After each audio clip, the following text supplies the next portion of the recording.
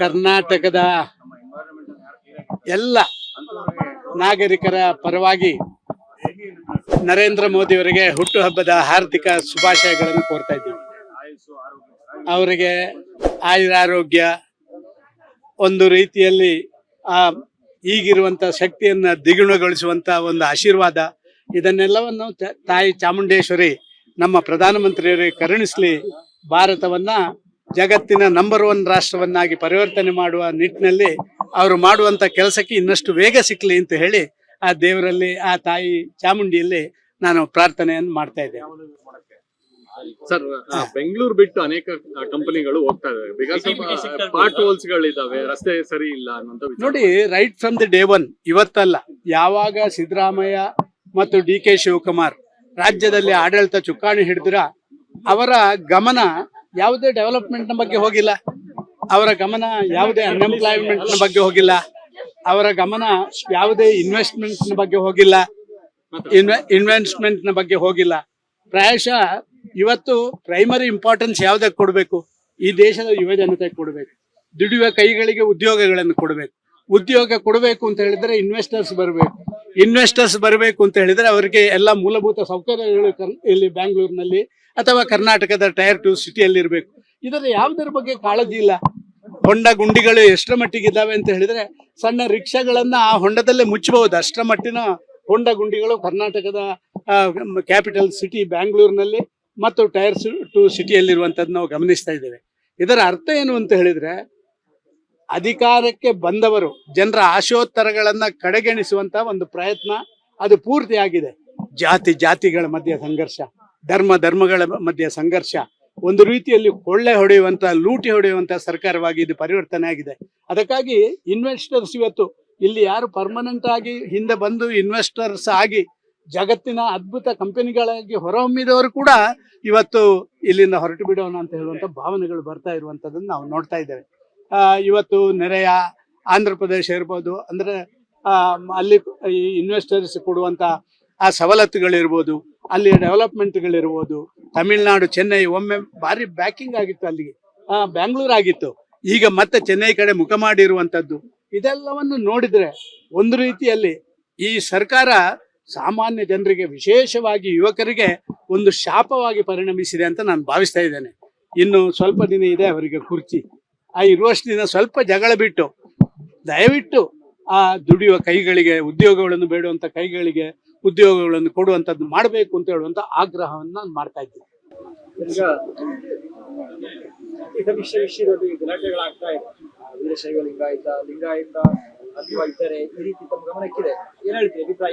Sir, ಪ್ರಾಯಶಃ ಅವರ ಆಡಳಿತದ ಫೇಲ್ಯೂರ್ ಅನ್ನ ಡೈವರ್ಷನ್ ಮಾಡಬೇಕು ಅಂತ ಹೇಳಿದ್ರೆ ಕೆಲವು ಸಣ್ಣ ಪುಟ್ಟ ವಿಚಾರಗಳನ್ನ ಅವರು ಕೈಗೆತ್ತಿಕೊಳ್ಬೇಕು. ಸಾಮಾನ್ಯ ಜನ ಮಾತಾಡುವಂತ ಜಾತಿ ಅಂತ ಹೇಳಿದ್ರೆ ಹುಟ್ಟಿದವನಿಗೆಲ್ಲ ಮನಸ್ಸಲ್ಲಿ ನಾನು ಇಂಥ ಒಂದು ಜಾತಿಯಲ್ಲಿ, ಇಂಥ ಒಂದು ಸಂಸ್ಕೃತಿ ಸಂಸ್ಕಾರದಲ್ಲಿ ಹುಟ್ಟಿದ, ಅಲ್ಲಿಗೆ ಒಂದು ಕಲ್ಲೆಸಿದ್ರೆ ನೀರು ಅಲುಗಾಡ್ತಾನೆ ಇರುತ್ತೆ ಅಲ್ವಾ. ಆಗ ಇವರ ಡೆವಲಪ್ಮೆಂಟಲ್ ಆಕ್ಟಿವಿಟೀಸ್ ನಿಲ್ಲುವಂಥದ್ದು.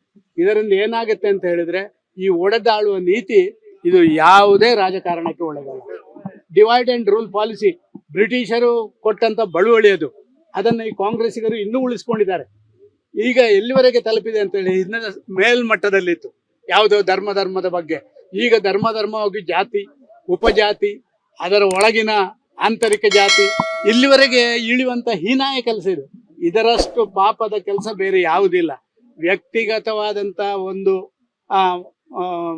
ಸಾಮಾನ್ಯ ಮನುಷ್ಯನಿಗೆ ತನ್ನ ಮೂಲ ವ್ಯವಸ್ಥೆಗೆ ಒಂದು ರೀತಿ ಕಲ್ಲು ಹಾಕುವಂತ ಕೆಲಸ ಕಾರ್ಯಗಳನ್ನು ಮಾಡುವುದು, ಅವನ ಮನೋಸ್ಥಿತಿಯನ್ನು ಬದಲಾವಣೆ ಮಾಡುವಂಥದ್ದು, ಇದು ಖಂಡಿತವಾಗಿ ಆಡಳಿತಕ್ಕೆ ಗೌರವ ಕೊಡುವಂಥದ್ದು. ಇದು ಮತಾಂತರಕ್ಕೆ ನೇರ ಕಾರಣ ಅಂತ ನಿಮ್ಮ ಪಾರ್ಟಿಯವರು ಆರೋಪ ಮಾಡ್ತಾ ಇದ್ದಾರೆ. ಅದು ಆರೋಪ ಅಲ್ಲ, ದಿಸ್ ಇಸ್ ಟ್ರೂ. ನೋಡಿ, ಹಿಂದೆ ಮತಾಂತರಗಳನ್ನು ಮಾಡ್ತಾ ಇದ್ರು. ಈ ದೇಶದಲ್ಲಿದ್ದಂತ ನಮ್ಮ ಹಿರಿಯರುಗಳೆಲ್ಲ ಮತಾಂತರವನ್ನು ಪ್ರಬಲವಾಗಿ ವಿರೋಧ ಮಾಡಿದರು. ಒಂದು ರೀತಿ ಮತಾಂತರಗಳನ್ನ ಕೇವಲ ಒಂದು ಧರ್ಮಕ್ಕೆ ಸೀಮಿತ ಮಾಡಿದ್ರು. ಈಗ ಮತಾಂತರವನ್ನ ಜಾತಿಗೆ ಸೀಮಿತ ಮಾಡಿದ್ದಾರೆ. ಇದರ ಅರ್ಥ ಎಲ್ಲೋ ಒಂದು ಕಡೆ ಈ ಆಡಳಿತ ಯಂತ್ರದವರ ಕಾಲೆಳೆಯುವಂತ ತಂತ್ರ ಇದನ್ನ ಯಶಸ್ವಿ ಮಾಡುವಂತ ಒಂದು ಪ್ರಯತ್ನ ಅಂತ ಭಾವಿಸ್ತಾ ಇದ್ದೀನಿ. ಪ್ರಶ್ನೆ, ಬಹಳ ದಿನಗಳ ಹಿಂದೆ ಅಥವಾ 15 ದಿನಗಳ ಹಿಂದೆ ಮೋಹನ್ ಭಾಗವತ್ ಒಂದು ಸ್ಟೇಟ್ಮೆಂಟ್ ಮಾಡಿದ್ರು. 75 ವರ್ಷ ಆಗ್ತಾ ಇದ್ದಂಗೆ ಅಧಿಕಾರದವರೆಲ್ಲ ಸ್ವಲ್ಪ ಹಿಂದಕ್ಕೆ ಬರಬೇಕು ಅಂತ ಬಹುಶಃ ಇವತ್ತು 75ನೇ ವರ್ಷ ನರೇಂದ್ರ ಮೋದಿ ಅವರು, ಅದ್ರ ಬಗ್ಗೆ ಏನು ಕಮೆಂಟ್?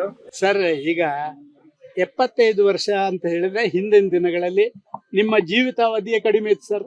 60 ವರ್ಷದಲ್ಲಿ ಸಾಯ್ತಾ ಇದ್ರು, 70 ವರ್ಷ ಅಂತ ಆಯ್ತು. ಈಗ 85 ವರ್ಷ ಅಂತ ಹೇಳ್ತಾರೆ. ಜಾಗತಿಕ ನಮ್ಮ ಇತ್ತೀಚಿನ ದಿನಗಳಲ್ಲಿ ಅಂಕಿಅಂಶಗಳ ಪ್ರಕಾರ ಮನುಷ್ಯನ ಪ್ರಾಯ 85 ವರ್ಷ ಆಗಿದೆ. ಆದ ಕಾರಣ 75 ಇದ್ದದ್ದು ಕೂಡ ಮೇಲೆ ಹೋಗ್ಬೇಕಲ್ಲ, ಹಾಗಾಗಿ 80ರವರೆಗೆ ಇರ್ಬೋದು. ಸರ್, ಈ ಇದು ಸರ್ ಮದ್ದೂರು ಸರ್ ಮದ್ದೂರು ವಿಚಾರಕ್ಕೆ ಸಂಬಂಧಪಟ್ಟಂತೆ ಸರ್, ಕದಲೂರು ಉದಯ್ ಯಾರು ಶಾಸಕರಿದ್ದಾರೆ ಅವರು ಫಾರಿನ್ ಟೂರ್ ಅಲ್ಲಿ ಇದ್ರು, ಇವತ್ತು ಸ್ಟೇಟ್ಮೆಂಟ್ ಕೊಟ್ಟಿದ್ದಾರೆ ಮದ್ದೂರಿಗೆ ಬಂದು. ಇಡೀ ಘಟನೆಗೆ ಬಿಜೆಪಿಯ ಪ್ರಚೋದನೆ ಕಾರಣ ಅಂತ. ಸರ್, ಆಡಳಿತ ಅವರ ಕೈಯಲ್ಲಿದೆ. ತನಿಖೆ ಮಾಡಿಸಿ ಯಾರು ತಪ್ಪಿಸಿದಾರೋ ಅವರ ಮೇಲೆ ಆಕ್ಷನ್ ತಗೊಳ್ಳಿ. ಮಾತಿಗೆ ನಿಮ್ಮ ಮುಖ್ಯಮಂತ್ರಿ ಹೇಳ್ತಾರಲ್ಲ, ನಿರ್ದಾಕ್ಷಿಣ್ಯವಾದಂತ ಕ್ರಮ, ಯಾವುದೇ ಪಕ್ಷಪಾತ ಮಾಡದೆ ಮಾಡಿ ಅಣ್ಣ. ಮದ್ದೂರಲ್ಲಿ ಯಾರಂತ ಗೊತ್ತಾಗುತ್ತೆ. ಫಾರಿನ್ ಅಲ್ಲಿ ಕೂತ್ಕೊಂಡು ಅಲ್ಲಿಂದಲೂ ರಿಮೋಟ್ ಕಂಟ್ರೋಲ್ ಅಲ್ಲಿ ಮಾಡಬಹುದು. ಇವತ್ತು ನೋಡಿ, ಒಂದು ಮೊಬೈಲ್ ಇದ್ರೆ ಏನೆಲ್ಲ ಮಾಡಕ್ಕಾಗುತ್ತೆ ಅಂತ.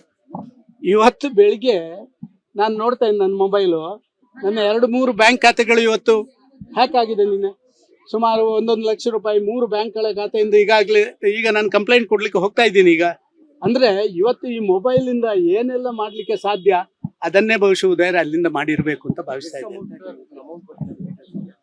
ಸುಮಾರು 1 ಲಕ್ಷ 3 ಬ್ಯಾಂಕ್ ಇಂದ ಹೋಗಿದೆ. HDFC, SBI ಮತ್ತು ನಮ್ಮ ಆಕ್ಸಿಸ್ ಬ್ಯಾಂಕ್ 3 ಖಾತೆಗಳಿದ್ದಾವೆ ನನ್ನಲ್ಲಿ. ಅದನ್ನ 3ರಿಂದಲೂ ಕೂಡ ನಿನ್ನೆ ದಿನದಲ್ಲಿ UPI ಮುಖಾಂತರ ಹ್ಯಾಕ್ ಆಗಿದೆ. ನಾನು ಬ್ಯಾಂಕ್ನ ಅಧಿಕಾರಿಗಳಿಗೆ ತಿಳಿಸಿದ್ದೇನೆ. ಈಗ ಸೈಬರ್ ಕ್ರೈಮ್ಗೆ ಕಂಪ್ಲೇಂಟ್ ಕೊಡುವಂಥದ್ದು ಮಾಡ್ತಾ ಇದ್ದೇನೆ. ನಾನು ಈ ರಾಜ್ಯದಲ್ಲಿ ಆಡಳಿತ ಮಾಡುವವರಲ್ಲಿ ಒಂದು ಹೇಳುವಂಥದ್ದು, ಇವತ್ತು ಸಾಮಾನ್ಯ ಜನರು ಕೂಡ ದಿನನಿತ್ಯ ಈ ರೀತಿಯ ಸೈಬರ್ ಕ್ರೈಮ್ಗಳಾಗುವಂಥದ್ದನ್ನ ಹತೋಟಿ ಮಾಡಬೇಕು ಅಂತ ಹೇಳುವಂಥದ್ರ ಬಗ್ಗೆ ಗಮನ ಕೊಡುವಂತ ಒಂದು ಪ್ರಯತ್ನ ಕೂಡ ಸರ್ಕಾರಗಳಿಂದ ನಡೀತಾ ಇದೆ. ಹಿಂದೂ ಕಾರ್ಯಕರ್ತರೆಲ್ಲ ಸೇರ್ತಾ ಇದ್ದಾರೆ ದೊಡ್ಡ ಸಂಖ್ಯೆಯಲ್ಲಿ, ಬಿಜೆಪಿ ಸೈಡ್ ಲೈನ್ ಮಾಡ್ತಿದ್ದಾರೆ. ನೋಡಿ ಸರ್, ಹಿಂದೂಯಿಸಂ ಅಂತ ಹೇಳುವಂಥದ್ದು ಯಾವುದೇ ಒಂದು ಪಕ್ಷಕ್ಕೆ ಸೀಮಿತ ಅಲ್ಲ. ಹಿಂದೂಯಿಸಂ ಅಂತ ಹೇಳೋದು ಯಾವುದೇ ಒಂದು ಸಂಘಟನೆಗೆ ಸೀಮಿತ ಅಲ್ಲ. ಈ ದೇಶದಲ್ಲಿ ಬದುಕುವವರೆಲ್ಲ ಹಿಂದೂಗಳು ಅಂತ ನನ್ನ ವ್ಯಾಖ್ಯಾನ ಪ್ರಕಾರ ಈ ದೇಶದಲ್ಲಿ ನೀರನ್ನ ಬೀಸುವ ಗಾಳಿಯನ್ನು ಸೇವನೆ ಮಾಡುವವರು, ಈ ದೇಶದಲ್ಲಿ ಹರಿಯುವಂತ ನೀರನ್ನು ಕುಡಿಯುವವರು, ಈ ದೇಶದಲ್ಲಿ ಉತ್ಪನ್ನ ಆಗುವಂತ ಇದೊಂದು ಹಿಂದೂ ದೇಶ. ಈ ಹಿಂದೂ ದೇಶದ ಅಲ್ಲಿರುವಂತವ್ರು ಎಲ್ಲ ಹಿಂದೂಗಳು. ಹೋದಲ್ಲಿ ಎಲ್ಲರೂ ಸೇರ್ಬೋದು. ಜನ ಸೇರ್ತಾರೆ, ಕೆಲವು ಕಡೆ ಸೇರಿಸ್ತಾರೆ. ನಿಮ್ಗೆ ಗೊತ್ತಲ್ಲ, ಆ ಸೇರಿಸುವಂತ ಪ್ರವೃತ್ತಿ ಇವತ್ತು ಎಲ್ಲಾ ಕಡೆ ಕೂಡ ಜಾಸ್ತಿ ಆಗ್ತಾ ಇರುವಂತ ನೋಡ್ತಾ ಇದ್ದೀವಿ. ಅದು ಅವರಲ್ಲೇ ಕೇಳಬೇಕು, ನನಗೆ ಹೇಳಕ್ಕಾಗಲ್ಲ. ಲೇಟೆಸ್ಟ್ ಹಾಗೂ ಇಂಟ್ರೆಸ್ಟಿಂಗ್ ಸುದ್ದಿಗಳಿಗಾಗಿ ಬಾಸ್ ಟಿವಿ ಕನ್ನಡ ಚಾನೆಲ್ನ ಸಬ್ಸ್ಕ್ರೈಬ್ ಮಾಡಿ. ಹಾಗೆಯೇ ಬೆಲ್ ಐಕಾನ್ ಪ್ರೆಸ್ ಮಾಡಿ. ಇದರ ಜೊತೆಗೆ ಫೇಸ್ಬುಕ್, ಇನ್ಸ್ಟಾಗ್ರಾಮ್, ಎಕ್ಸ್ ನಲ್ಲೂ ಮಿಸ್ ಮಾಡದೆ ಫಾಲೋ ಮಾಡಿ.